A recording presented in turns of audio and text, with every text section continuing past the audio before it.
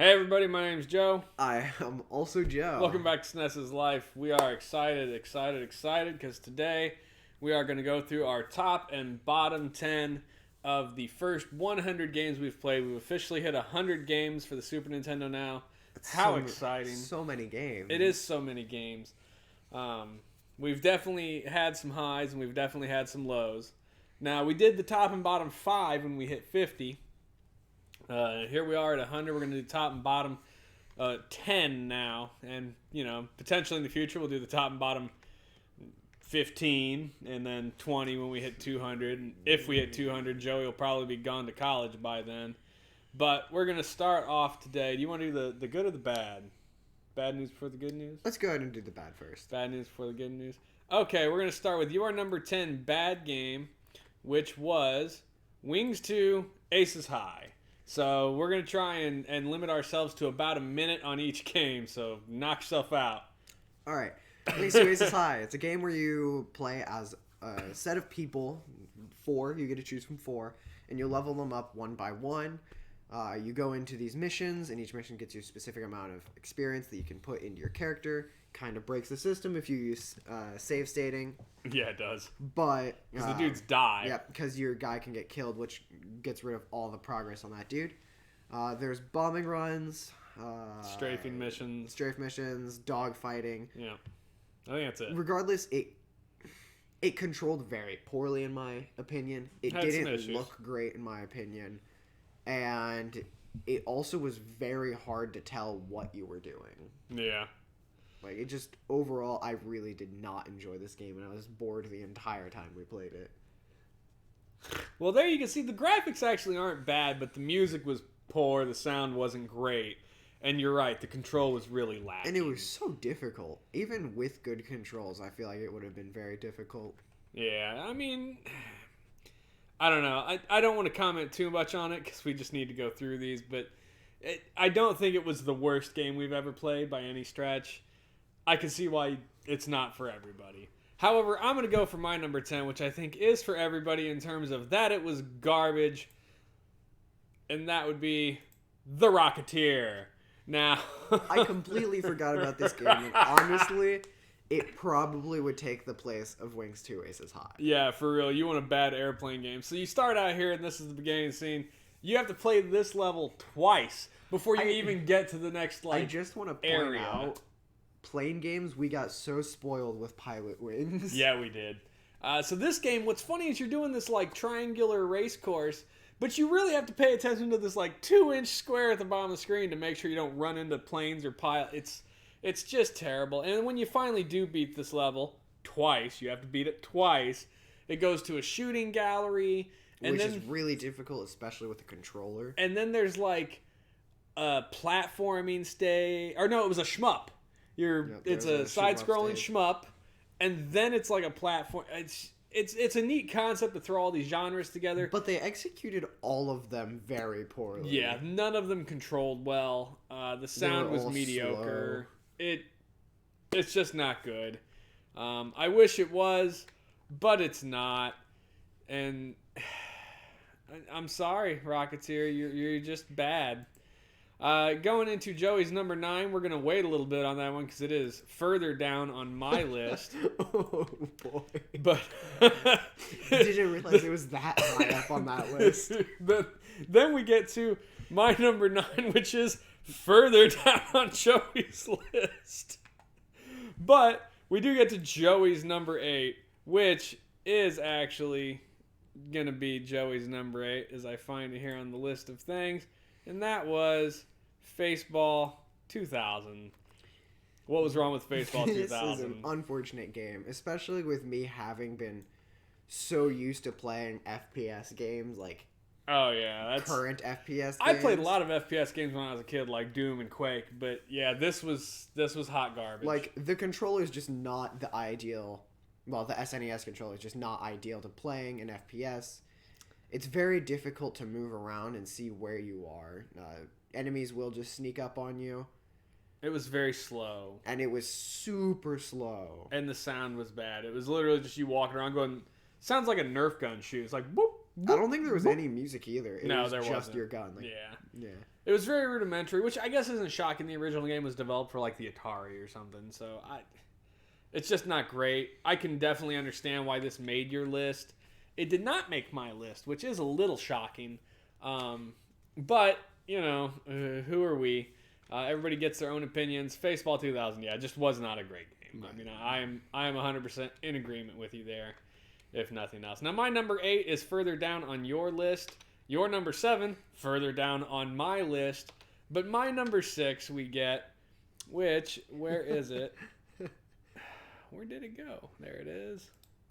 Space Football 1-on-1. Unfortunately, I think football kind of falls into the same or similar pitfalls that Faceball fell into with, like, it's not good doing a first person. Well, here's the thing. Game. Here's my thing with Faceball, okay? The graphics weren't great, but they were better than Faceball.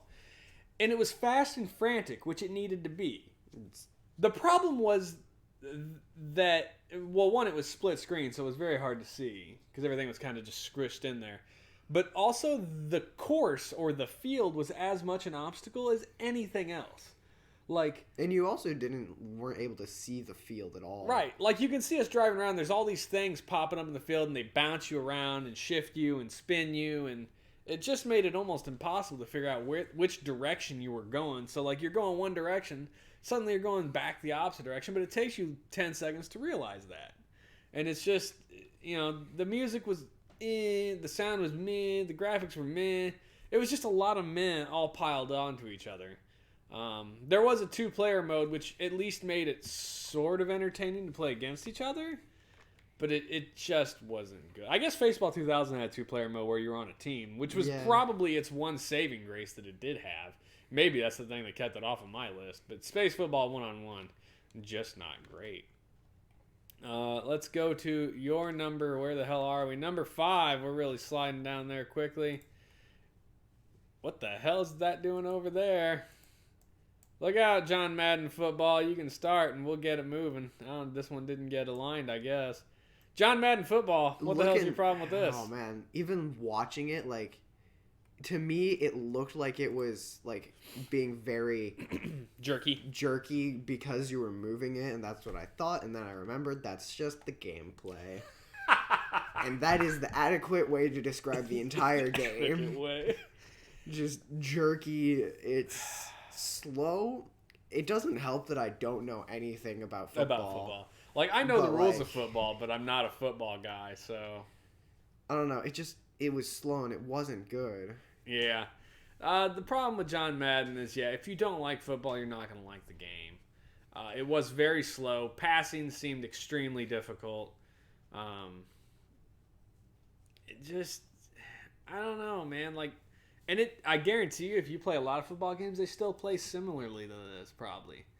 I don't know. I haven't played a football game in ages for any of the newer systems. Not since, like, the original PlayStation, but I can't imagine they've changed that much. The last football game I played was for the PlayStation 2. And? But that one was amazing. Like, I remember playing it so much with my friend because, well... it was because they had this one thing where if you ran into the other players, they chest bumped until they, like, picked them up and threw them, which was super entertaining. I mean, I guess. But, I don't know. I can understand why you didn't like it. It's football. If you don't like football, you're certainly not going to like it. I didn't care for it, but obviously didn't make my bottom 10 of the game. So, however, what did make my bottom 10? RPM Racing, also known as Radical Psycho Machine Racing. You could tell from the clip here how slow it's moving. It's so unfortunate as well, because if you look at it, and if you've played some good SNES games, you'll recognize, like, oh, those trucks look really familiar. Yes, they do. Because the people who made this went and made Rock and Roll Racing. Which they didn't make it for a number of years after this. But it's so much of an improvement that, like, that's the thing. Like, they made RPM, which obviously for them was a stepping stone. But... and it wasn't a good one. Yeah, it wasn't. And you can see the backgrounds here are lackluster. The graphics are and like you said, after you play Rock and Roll Racing, which we haven't played for the stream yet, you absolutely see the evolution. Everything is just shinier. It's more polished. The music's good. The sound's good. It looks better. The speed is increased. The only thing that this game had that Rock and Roll didn't have that I wish did, this one had a track creator, so you could make your own tracks, which was pretty awesome. I did enjoy making my own track. I did that for like the last. Yeah, and I wonder how much of that is a give and take. Like, Rock and Roll Racing looks really good and plays faster and sounds better. Did they use all the space from the track creator to do that, you know? Like, I'm betting that's kind of what it was. Like, they needed the extra cart and memory space to make it a better game, so they had to lose the track creator, would be my guess. Either way, not a good game. It would be acceptable as a racing game if it wasn't god-awful slow. Like, as you play it, it literally feels like an old person with a walker could outrun you on that track. Racing games should definitely be fast, and this is not that. Yeah, they should exude speed. This did not exude speed. Your number 4 is... What the hell are we? Way down here. We are the Chess Master. Go! I love me some chess. I was in a chess team, as nerdy as that is. So was I. But, like... Dorks and dorks and dorks. Gosh, it's slow. It's hard to tell what character you're choosing. The cursor is that little hand thing. Yeah. Really weird. It was a bit more, like, it was easier to deal with in the 2D version where you were looking at it top down. Yeah. But, and I think don't turn on the music. Yeah, I think if this clip goes on, we eventually switch it to the top-down mode, which, yeah, becomes a lot easier to see. But it doesn't make the gameplay any better. Like, yeah, but it's not like the gameplay was bad. It's chess. Right. Chess is only as bad as you make it. Right. The problem is, if I'm going to sit down and play a video game... I'm going to play a video game for the video game. Right. And now I guess if you live alone... I guess playing... Maybe that makes sense. The video game for video game thing kind of ties into your next... Very much. That's true. But, I don't know. In my opinion, if you're going to play chess, just find a friend to play chess with, put on some music. God, not this music. Yeah, this music was abysmal. And the sound throughout the rest of the game was just beeps and boops. And the music was... But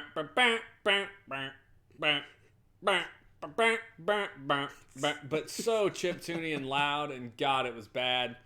I absolutely understand why this is on your list, but I do like chess enough that where I guess, again, if I lived alone and I was desperate for a game of chess, I could see myself playing it. Much more so than my number 4, Clue. Because God, was this abysmal. The hand. So, not only does it look bad, it plays bad. It's a single die roll and move game that is a board game. And I can't fathom actually playing this with 6 players on here. Could you imagine how abysmally slow that would go? It would be terrible. Because the AI, you can more or less just skip their turns. Yes. But it's just poor. You also see best. this thing, which took us a really long time to understand. Yeah, like every time you make an accusation or an inquisition, like it gives you a clue, but it took us forever to figure out what the hell, how to interpret it all. I mean, there was music. It was terrible. There was sound. It was bad. There's the artwork of the game, also terrible. This is like you just said. If you're going to play Clue, find some friends. Play Clue. Don't play it on the video game. It's bad. There's just no upside to it at all. Strong dislike, thumbs down for me. So, I mean, what are you going to do? Now, here is coming into your number 3, which was actually my number 8. And that was Ultraman Toward the Future. Now, I put it at number 8. It is a bad game. We all we agree on that. It is a fighter game versus a computer. There is no 2-player option here. The moves are super slow, super clunky. It actually doesn't look that bad. The sound is okay. It's literally just the game control and speed, I think. I want to say that Ultraman was bad enough that we have used it to describe other games. That's true. That's true.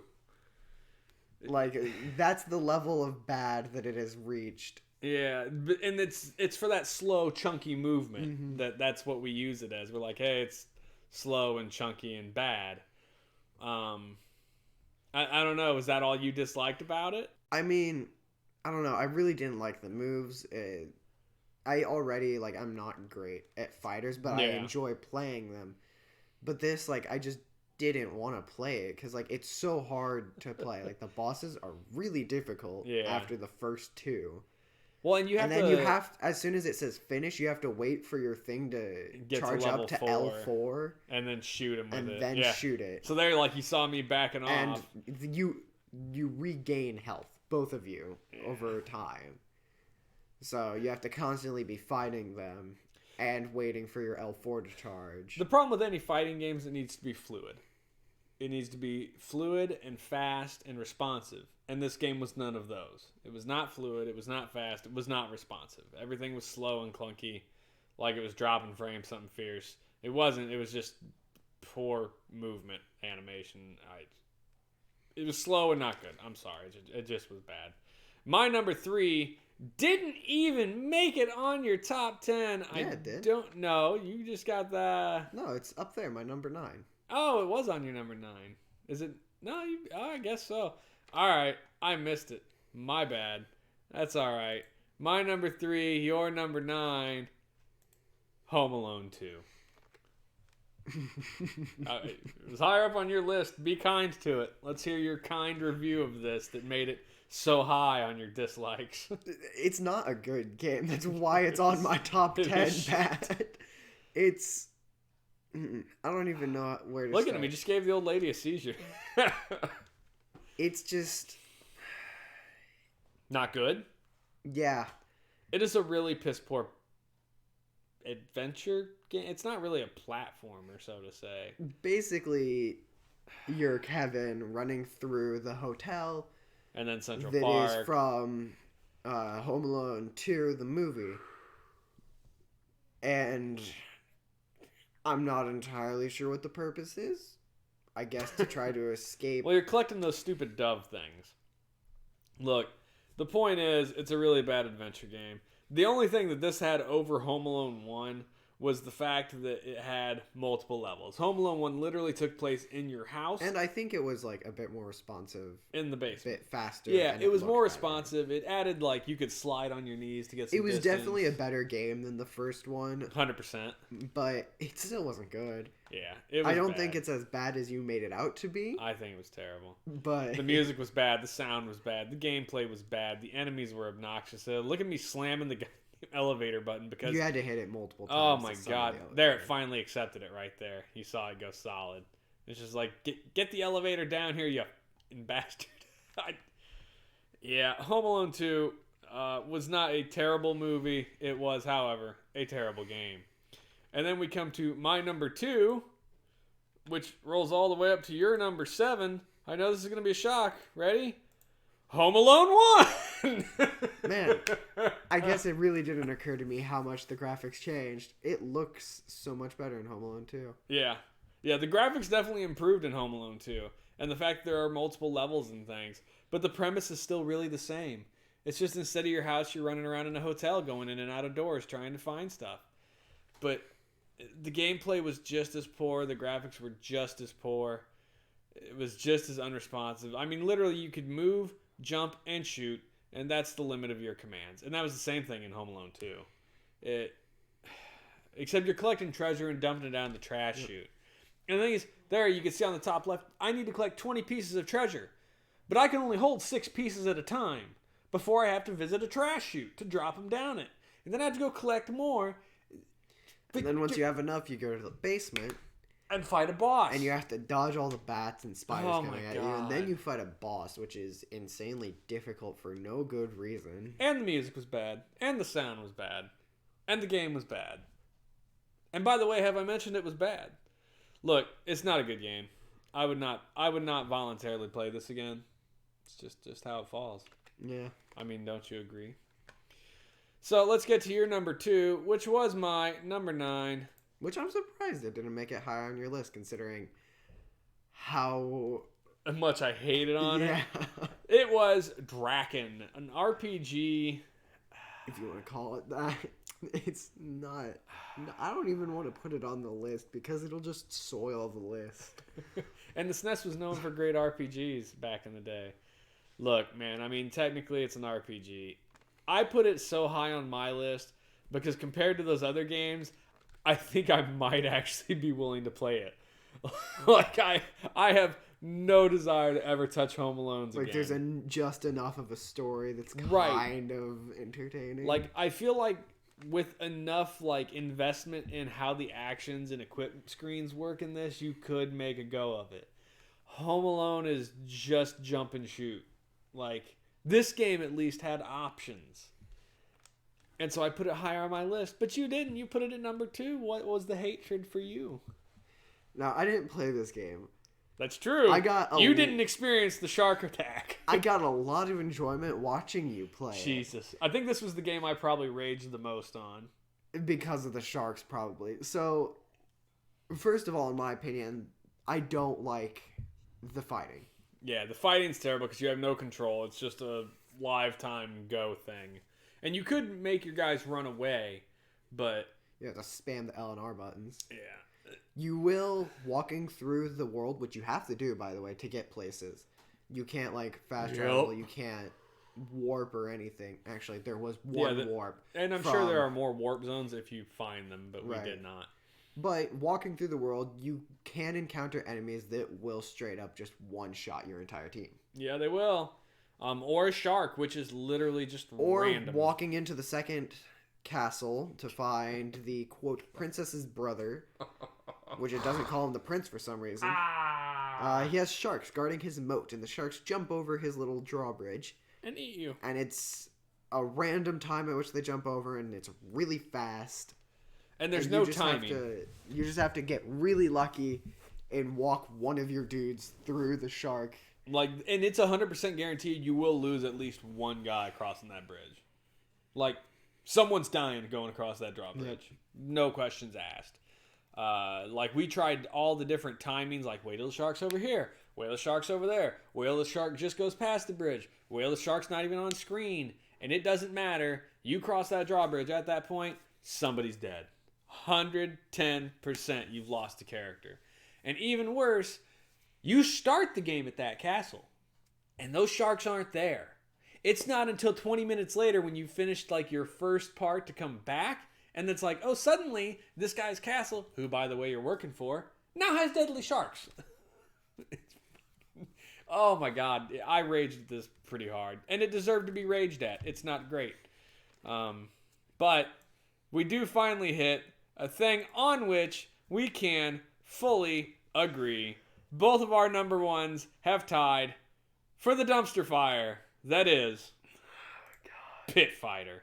Oh yes, Pit Fighter. If anyone watched our playthrough of this the worst game we've ever played, then they'll absolutely know why this is our number one worst. Look at the choppy motion there. Which, by the way, those were the CPU. I know. That wasn't us. Yeah, we got demolished. The CPU just crushed it. The CPU is ridiculously difficult. It will just get you on the ground and continue spamming the same move to keep you on the ground. Because that's all it can do. That's all you do in this game. You just spam and hope to God for some reason it connects. They took like these...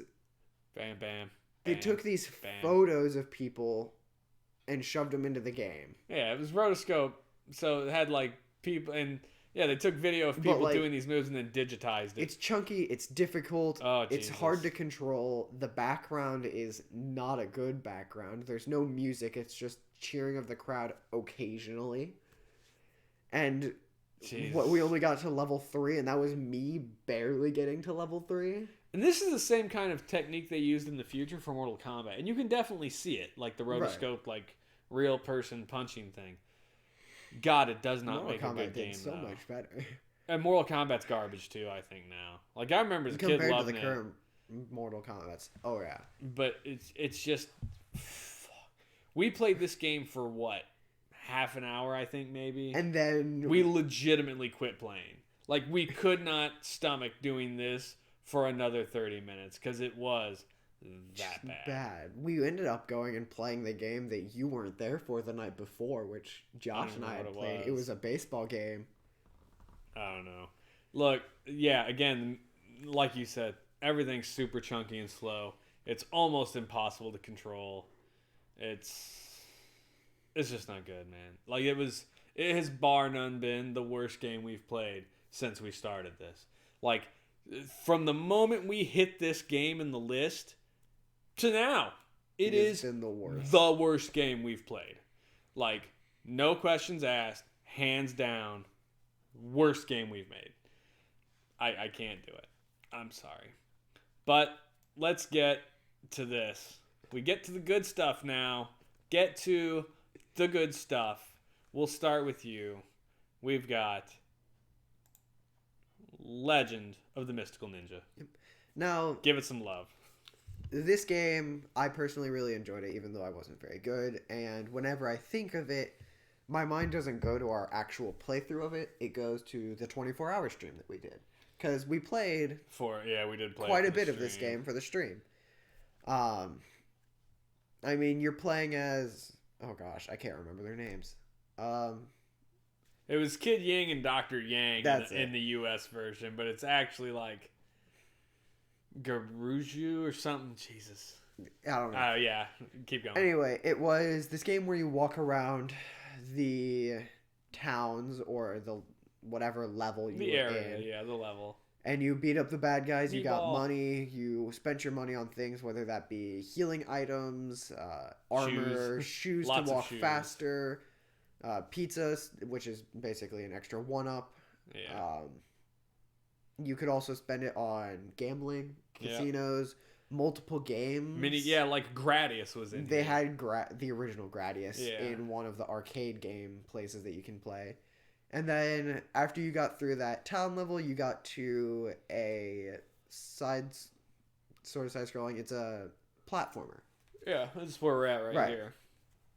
And it was a really neat mixture of kind of isometric view, top down, and then it switched to these side action platformers. And I think it did both of the styles of play very well. I think the isometric view, the hitboxes were a little too big. The hitboxes were a bit weird. It was way too easy to get hit and lose your weapon upgrades, which irritated the piss out of me. But the game does look really good. The music was really good. The sound was really good. I actually really did enjoy this game. And it had a 2-player mode where we could play together. Which helps it a lot. Legend of the Mystical Ninja is a solid game. It's one of the best remembered games on the system because of how good it was in all aspects. Like, it was just a solid game. I think it's funny because it didn't even make it onto my list. I guess just because it's not one of my, like, favoritist games. But also, I mean, there's a little bit of taint here on the fact that, you know, games we've played more recently. Which brings us to my number 10. And your number 9. Super Bowling. Super Bowling. Now, I wasn't even here for this playthrough. No, me and Kim played this. But I personally actually really enjoyed this game. Dude, I love the bowling. Which is always weird to think about. Like, when you the play sports something games stupid. do so much better. Because we really like golf, too. Right. Which is funny. I don't know. I really enjoyed the list. And this is... It's very, like... cartoony as well. Not only, but like, look how smooth the animation is when this dude goes up to throw the ball. Like, they put a lot of effort into the little animation they had to do for this game. You get the little arrow at the bottom or at the very back to show where you're aiming. You can move your dude left and right as well to compensate for bad spin placement. Like, the gameplay for this just impressed me. The physics engine's pretty solid, and that's the spin of it. Yeah. And then as soon as you select that, you'll see the guy start going. But you can still move again to compensate. But look, the leg movement, the shadow, the shading, everything just looks really good. And then everybody gets this little, like, animation after they throw the ball. It's just a solid-looking, fun-to-play game. And it's absolutely tainted by my nostalgia. I remember playing this a lot with my dad when I was a little kid. I liked it. I liked it a lot. But it only made it to number 10 for me. And it made it number 9 for you, which shocked me. But... I mean, hey, it made it on the list. I'm happy. I'm pleased with it. One thing that made it onto my list at number 9, but did not make it onto your list, which I guess is not I surprising don't because you didn't like this, game. was Super Mario Kart. Now, Super Mario Kart. It's weird for me to talk about it because I know how much I love the newer games of Super Mario Kart, excluding the Switch one and the Wii U one. I mean, they're just a bit I never odd played for me. either, frankly. Look, There's too much in my opinion, but like this, it's hard to control if you're not used to it. I'm definitely not used to it. Yeah. I remember it as a kid. I played the ever-loving hell out of it, and you've got to respect this as the game that started that series, at least a little bit, because they're on what, like Mario Kart 13 or something ridiculous. They're on Deluxe, which is the one on the Switch. They've just stopped naming them numbers because it doesn't make sense anymore. Like, there's a lot of Mario Karts. I think you got Mario Kart, 7 for the 3DS? The one for the 3DS. And that was the 3DS, and after that, I think, came the Wii U. Yep. And then the Switch. So 8, 9. There's probably another one in there somewhere. 10, like... I mean, look, I don't dude. think that's even, like, the number that it is. The point is... there was a lot of those games. Mario Kart is still a solid two-player car racing game. I still enjoyed it. It's still fun. I get why you don't like it. Kart racing is not going to be everyone's cup of tea. It just isn't. And I can't prevent that. But I still think it earns a place on the list. And it earns a place at number 9. So it's really low on my list. Honestly, I think if I thought more about it, I'd probably put bowling in front of it. But I didn't. But here comes a shock. You're number 8. I did not expect to see one of these on our list at all. You chose Roger Clemens' MVP Baseball. Tell us about it. Now, Roger Clemens' MVP Baseball, by far the best baseball game we've 100%. played. Thus far. Easily the best baseball game. It has, in my opinion, some of the best animation. It had music, I'm pretty sure. Yep, had music. Which is great because most sports games don't, which no, they don't. Really sullies the game. I mean, you look at the HUD, like you have your little dudes in the corner. Those are your guys on first and third base. Yeah. In the back, you can see your dude on second base. Yeah. You can control the type of pitch you throw. You can control where you're throwing it along with the position of your pitcher on the mound. You can also similarly do that for your batter. You can also bunt it. But the biggest thing, for me at least, was the fielding. Yep. Because every baseball game we have played, no matter how good the batting and pitching is, the fielding is terrible. Yeah. Because it's this top-down view. It's really slow. Yep. It's hard to control where you're going and know where you are in relation to the diamond. And the thing this game did is it has your dudes in the outfield from like this weird angle view, almost as though it's from the wall. But it makes everything go so much faster. But it moves faster. You can tell where you are. You can tell where the ball is and where it's going to fall. It feels much more responsive on control. Mm-hmm. I agree. This was was the best baseball game we've played on the system so far. Now we're only 100 games in. There's a lot more baseball games to come. But I agree, Roger Clemens' baseball is really good. My thing is I would rather play almost any game on my list before baseball.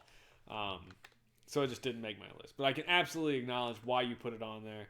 And I do appreciate it for what it is. My number 8, however, is The Pilot Wings. Yes! Again, a little taint of nostalgia here. Me and my dad played the hell out of this game. Your favorite games. I played so much of it when I was a kid, dude.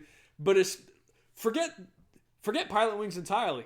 I could play this very section of this game all night.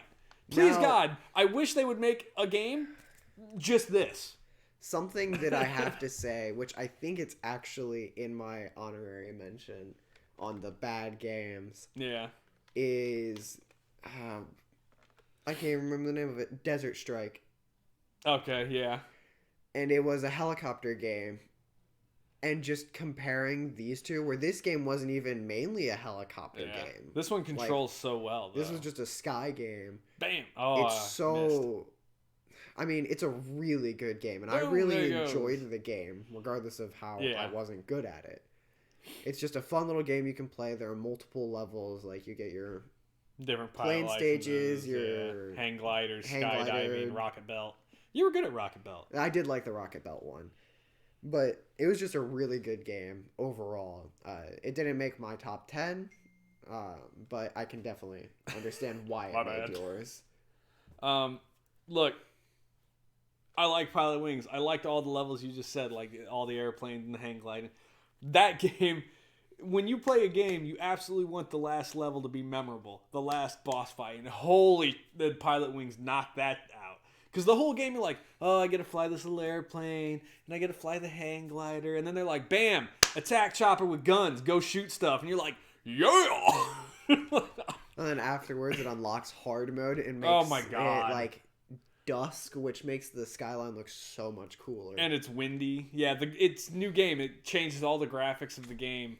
And it's just... It changed the sound as well. Yeah, the music was different. It's such a good game when you hit that break point. And it takes a really long time to get to that point. So you've spent a lot of investment to get to the middle stage of the game, and then to find out you're only halfway through. And then the very last level is, again, the helicopter level, but it's nighttime. So, yeah, Pilot Wings was really great. If I knew how to program a game, I would just make a game of nothing but this right here. I wish they did. It would have been great. Really, really. Your number 7. Where are we at? We are at a very basic game. Wasn't it my number 7? Your number 7. It is my number 7. Mario Paint. Now... You're going to have to justify this one, buddy. I mean, I'm on board. I love Mario Paint.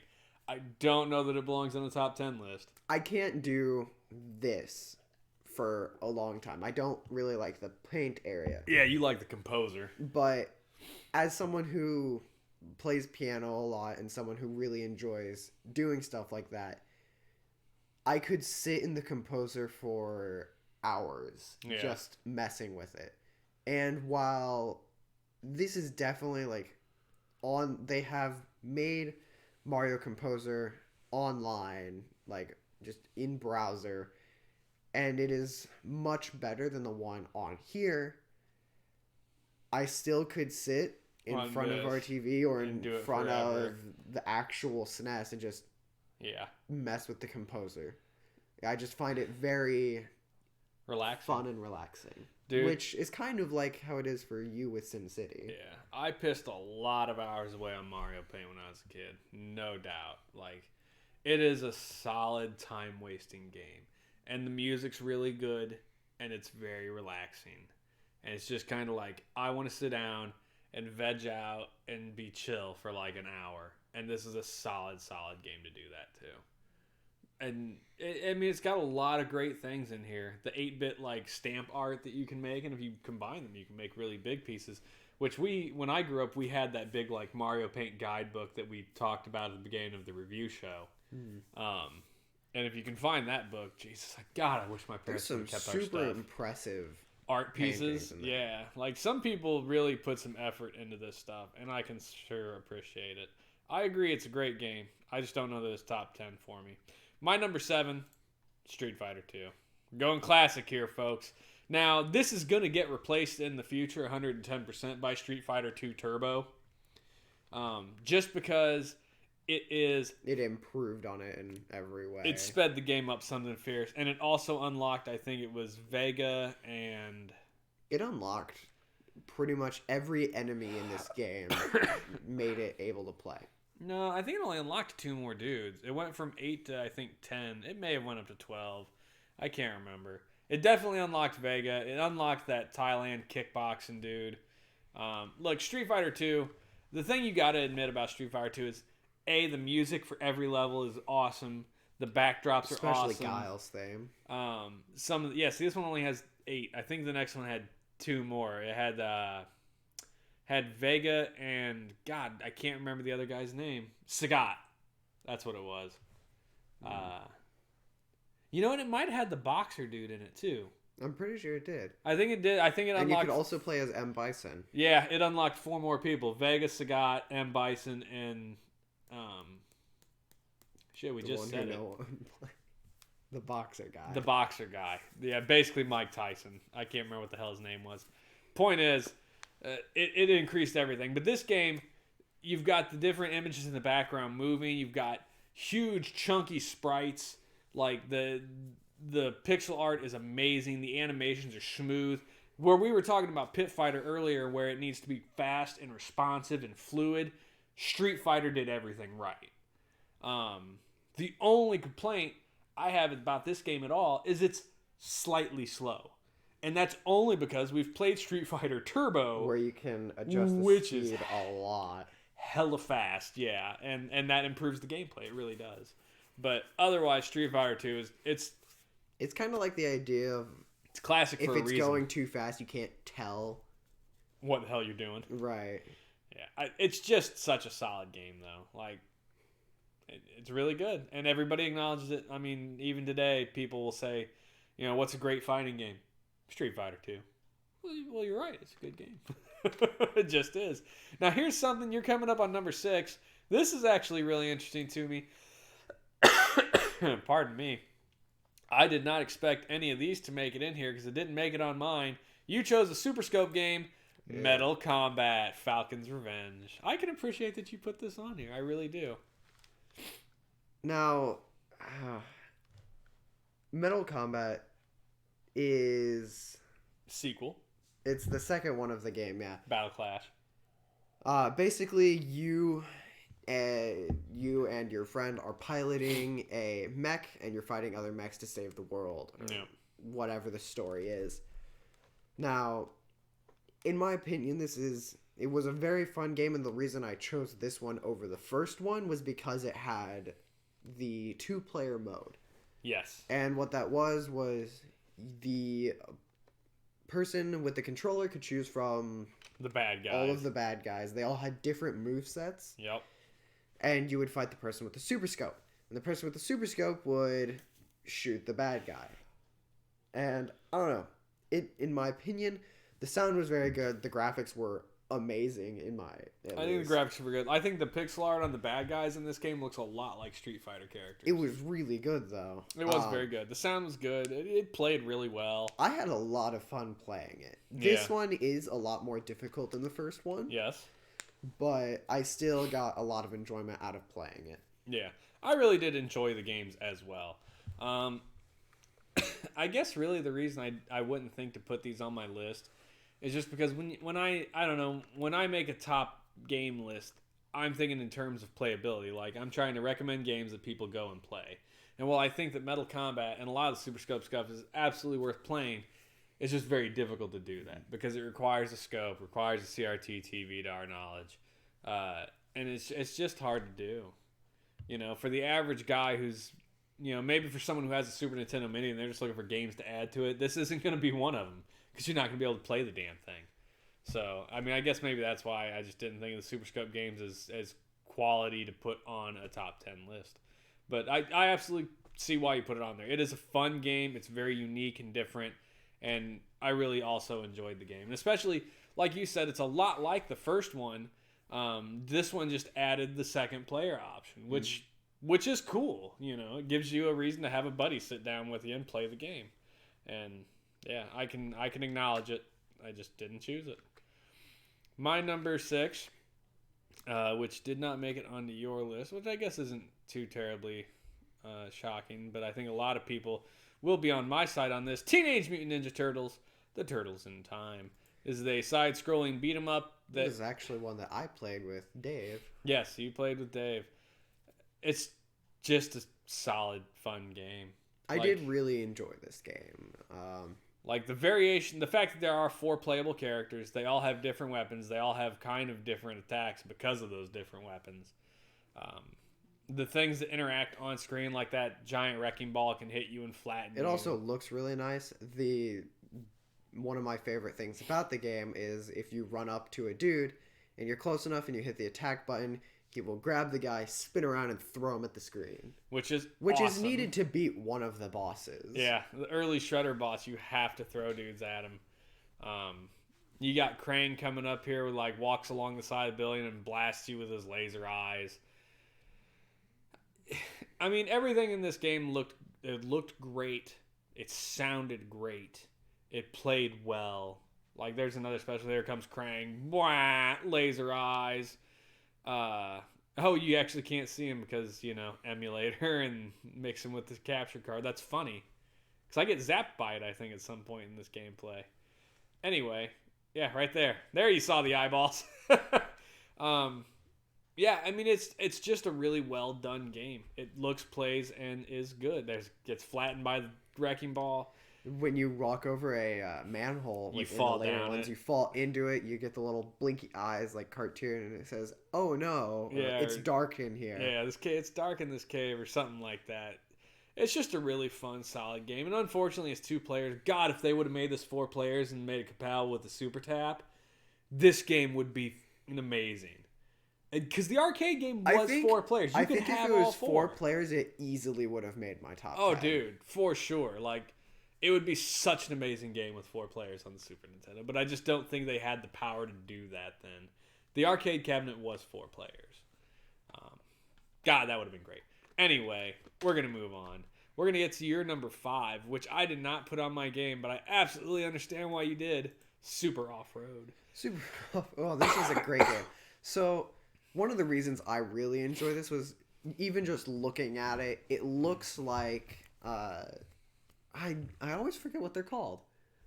The race car tracks that Slot car track? Slot car tracks. It's a lot like slot cars, which I really enjoy. You just pull your little trigger and watch your car go. Right. It's a very fast game, exactly as a racing game should. Yes, it's very fast.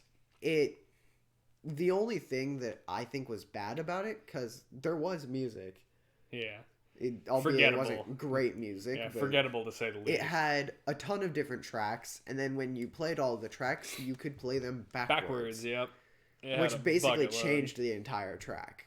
And I don't think we even played all the tracks. It had like 20 of them. It had a lot. Yeah. You could upgrade your car a ton, which gets to the unfortunate part of the enemies, at least the other 2 if you're playing 2 players, start out pretty high level and with way too many nitros. Yep. But you keep all of your stuff and you get a little bit of money as long as you don't come in last place. If you come in last place, you lose it. Everything. Which makes it super fun to be like competitive with another person like me and you playing, where even if we were the last 2 in last place, it's just like, please don't come in last. Please don't come in last. God, don't come in last. This was one of the most stressful games we've played. Because if you're in last place, you're just like, God, no, anything but last. Because then you lose all your upgrades. And you're like, I'm totally hosed now. At the end of the game, I did end up upgrading my car entirely. And even with just that, you can win pretty much every race. But then you can also spend all of the rest of your winning money on nitro and just boost the whole damn thing. Blaze through the entire race. The game was... The keys here is it was very fast. It exuded speed. It was multiplayer. It was very fun. It gave a sense of like urgency as well. Yes, and there was stress and urgency. We do have the original Super Off-Road for the NES, which is hilarious. It is much, much slower. It is still a fun game, particularly because on the NES it's compatible with the multi-tap for 4 players. Whereas unfortunately they did not carry that over to this. I wish they would have. That would have made this game an absolute purchase. But it is not 4 players. It is just 2. But it is still a really, really good game, and I can absolutely appreciate it being on this list. Now we're getting down to the nitty gritties. My number 5, ActRaiser. I personally actually didn't really like ActRaiser. I know you didn't. It scratches multiple genre itches for me. It's a solid basic action platformer. And it is combined with a simulation building game. Which is one of your favorites. Which I love sim building games. I just do. Now the action platforming is pretty basic. None of it's exceptionally difficult, which means it's still fun to play. It's easy pick up and go. The pixel art all looks really, really sharp in the platforming mode. Bald shoulders though. Yeah, but it still looks really good. So I mean, it looks good. The music's great. The sound is good. It plays really well. The music is really memorable. Yeah, the music was even just really, thinking really about good. it now, I can easily think of that main ActRaiser music when you're building the town.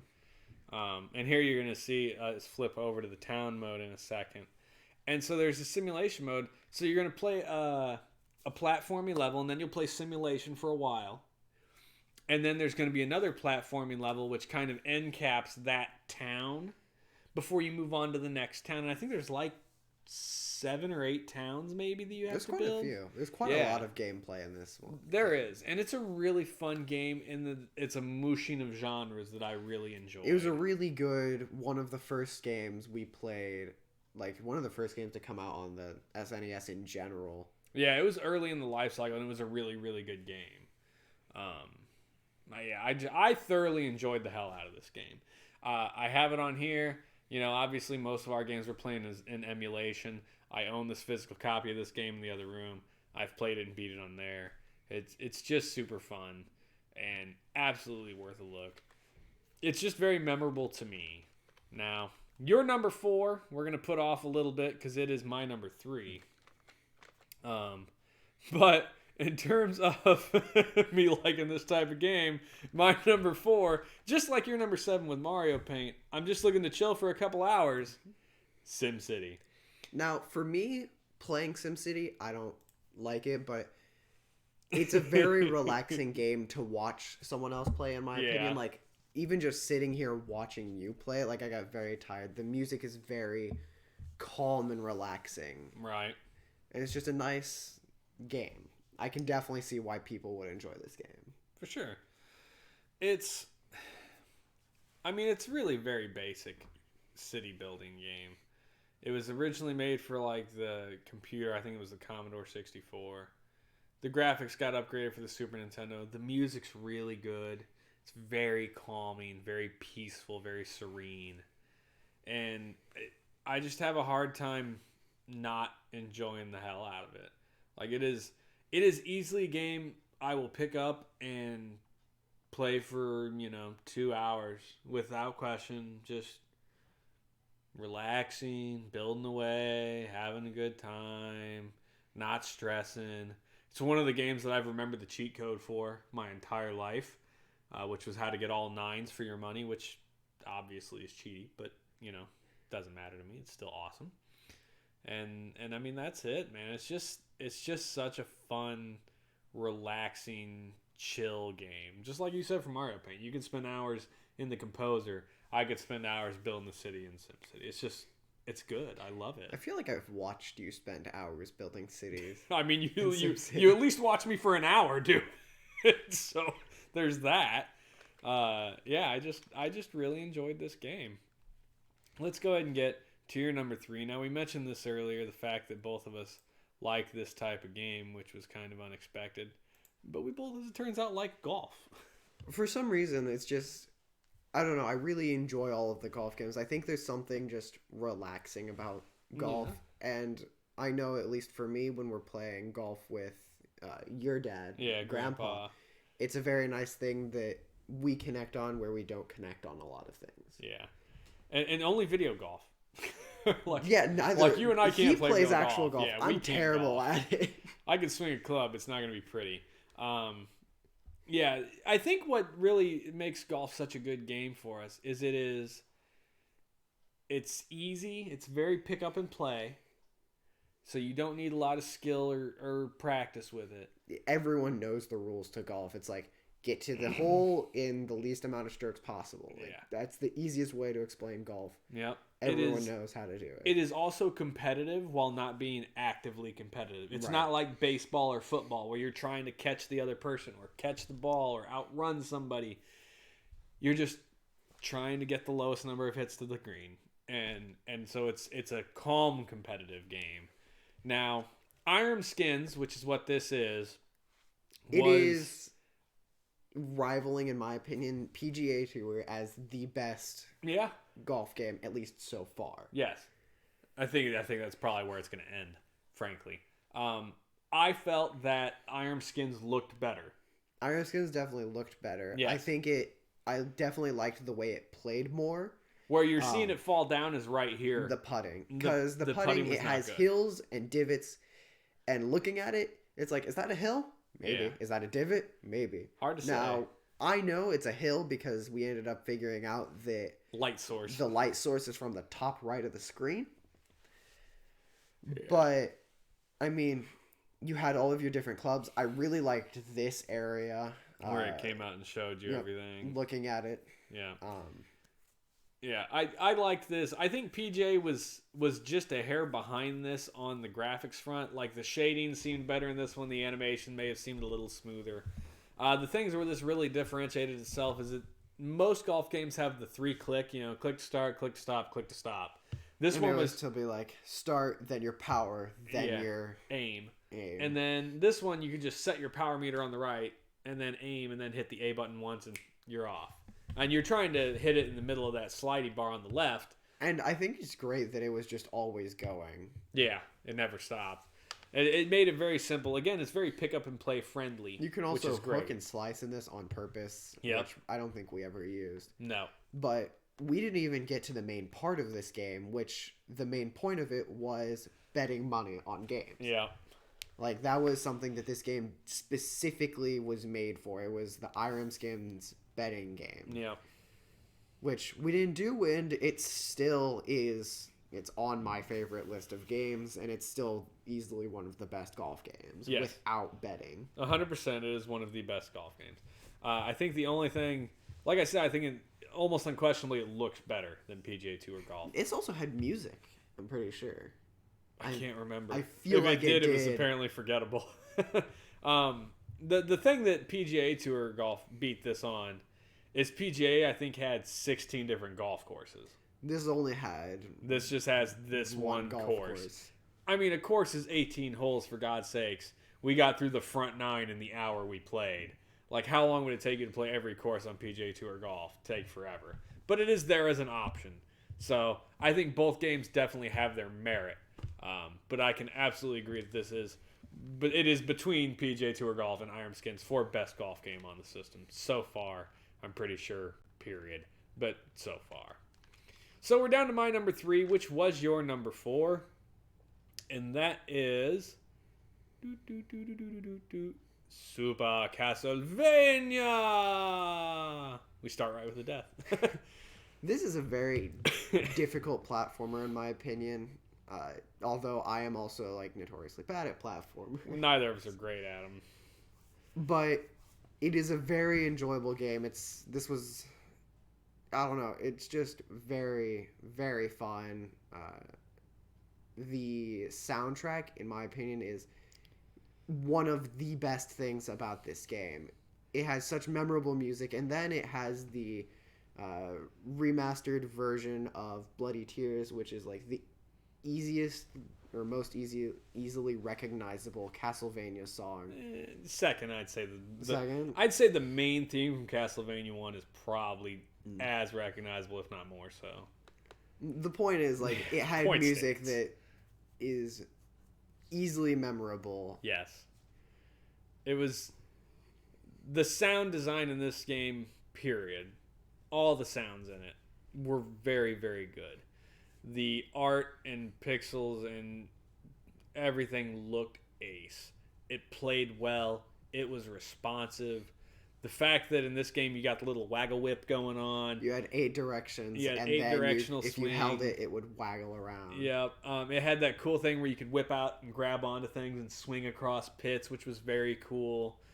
It is basically Castlevania 1 remastered. Like, this is Castlevania 1. It is just made to look, play, and sound that much better because it is on a 16-bit system instead of 8. Which it did. Which it did. It did everything 100% better. And in my opinion, is it outside of the CD era of Castlevania games, it is the best Castlevania game.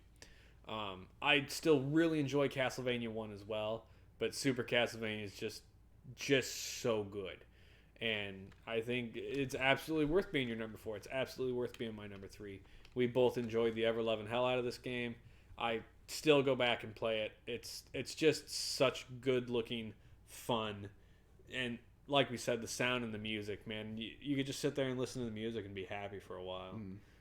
It hits on all cylinders, much as our next 2 games do. Now, our first and second games are swapped. Like, your second is my first, and my second is your first. So we'll go ahead and let you do first. Your number 2, my number 1 is the classic Super Mario World. This was a release title, wasn't it? It was the pack-in game with the system when it first came out. This was game number 1 that you had. When I think of Mario games, this is the one my mind goes to. Super Mario World and Super Mario Bros. 3 are easily my favorite Mario games. Yeah, that's... Well, at least platforming Mario games. yeah, like so you like Galaxy a lot. I really like Galaxy and Super Mario 64, but those are a different breed type, of platformer. Yeah, 3D platformer as opposed to 2D platformer. This game was amazing in every way. Yes. It had so many levels. It had Star Road after that. And then it had the special road after that. Then it had that. It had a ton of power-ups. It was the introduction of Yoshi. It controlled super well. The music was great and super memorable. And it was just a very good game. Yeah. This was another game that was firing on all cylinders. Like, when they brought out the Super Nintendo, the Sega Genesis was already released. They're like, we have to do something very, very good to keep our position. They're like, we need a game that looks good, it sounds good, it plays good, it is memorable, it is amazing. And they came out with Super Mario World. And they did just that. Yeah, they did amazing jobs on it. And there are 90... So there's an exit right there. There are 96 exits in this game. 96. Which is hyper impressive because there's not 96 levels. Definitely not 96 levels. There are a number of levels that have multiple exits. This is one of them right here. On every level on Star Road has 2 exits. That's it. Every level on Star Road has 2 exits. There's 5 entrances to Star Road. There's 3 POW switches. There's the secret world. And then there's, I don't know, maybe 6 or 7 other levels that just have a secondary exit. So there's probably 20 levels in the game that have at least 2 exits. I mean, it's just good. It's easy for anyone to pick up and play. You can play it for a really long time. When you finally beat it, it has a new game mode. If you beat the game, you just see the end of the game. It's a credits roll. It does the whole cast of characters, which I think is a great way to end a game. You walk everybody across the screen, say this is what their names are. I love that part. The ending of this game was great for that. If you beat all of the special also road an levels, amazing ending theme. yes, dun dun dun dun. Yeah. If you beat all the levels on the special road, it changes the game to autumn themed. Everything that was green is now variations of oranges and yellows. All of the Koopas lose their turtle shells and start wearing Mario masks, which is just bonkers looking. And then if you get all 96 level exits, that puts a little star next to your save file to say, hey, look, this person literally found every exit in the game. It introduced like your spin jump. It introduced the cape, which took place of the raccoon feather. It introduced Yoshi as a rideable character. It's just so good. The ghost houses are amazing. The music for the ghost houses is great. Yeah. The musical theme, that kind of bouncy poppy music, kind of pervades throughout the entire game. The music changes from levels to levels, but it still kind of has that kind of background, same kind of sound. And then there's a real interesting thing. As soon as you hit Yoshi's back, no matter what level you're in, it adds bongos to the music. I didn't realize that. Yeah. So, like, any level you're in, if you hit Yoshi, it goes... and it adds the bongos to the background. It's just a really interesting little bit that they threw in there. That, yeah, like, it's you don't think about it until you think about it, and you're like, oh, yeah, I guess it does. Yeah, I love Super Mario World. It is a game that I still play because it's so playable. Like, it is just, it's fun to play with. And I will always go back and play it, given said opportunities. It's totally worth it. So, my number 1, your number 2. And now we'll get to my number 2, your number 1. And I think since it hasn't been mentioned yet in this list, it's quite obvious what this is going to be. Oh, not Legend of the Mystical Ninja. That's what. 3 for a loop.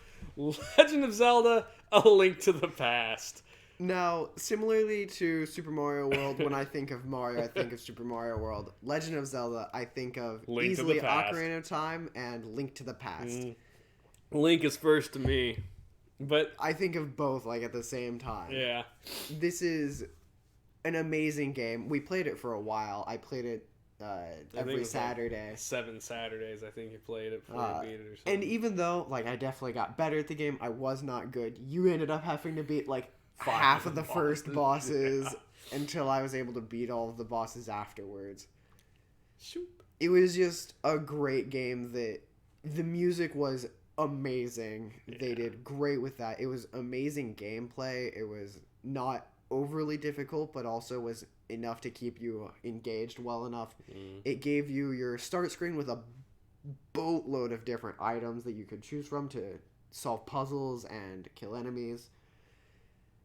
And a great story with it as well. Like, it was just overall an amazing game. Yeah.